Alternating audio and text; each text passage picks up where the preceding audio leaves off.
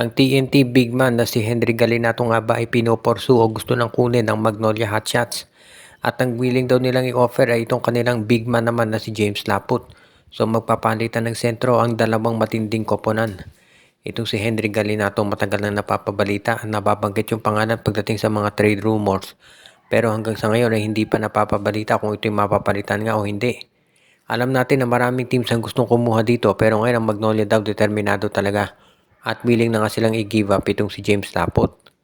Sa tingin ko kasi ang dahilan dito maganda ang nilalaro ni Galinato lately at yan ang dahilan kung ba't ang Magnolia ngayon ay gusto na siyang makuha.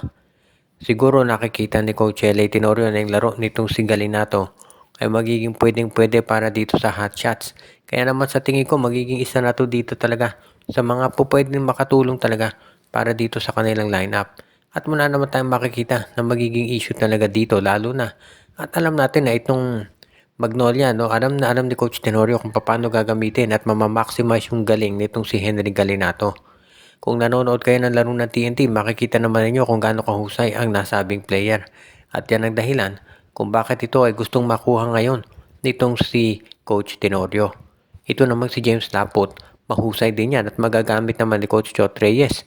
Kaya sa tingin ko, fair trade ito at hindi na ako magtataka talaga kung ito'y matutuloy.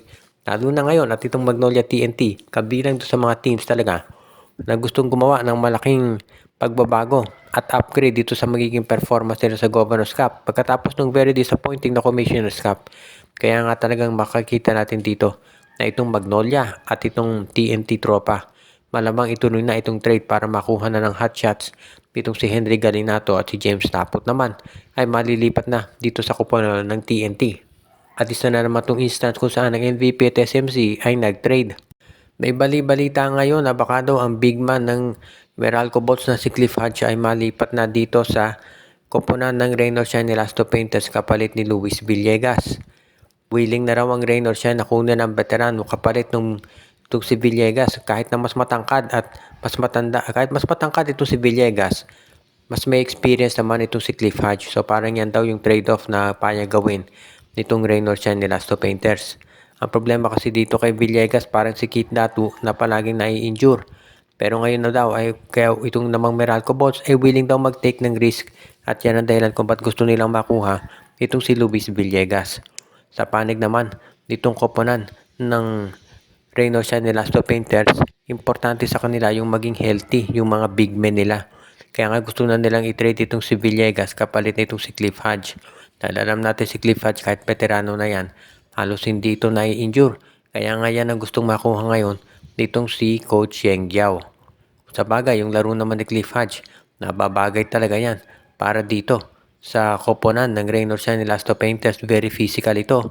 At yan din ang dahilan kung bakit sa ngayon sa tingin ko magiging maganda to para dito sa lineup ni Coach Yeng Giao. At hindi naman natin masasabi na malulugi itong Bolts o kaya itong Raynor Shine Elasto Painters.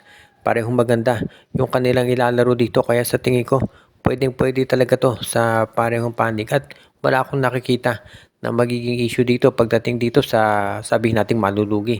Fair trade dito at yan ang dahilan kung bakit sa tingin ko pareho sila na mananaig dito at magiging maganda ang resulta nito para sa parehong koponan.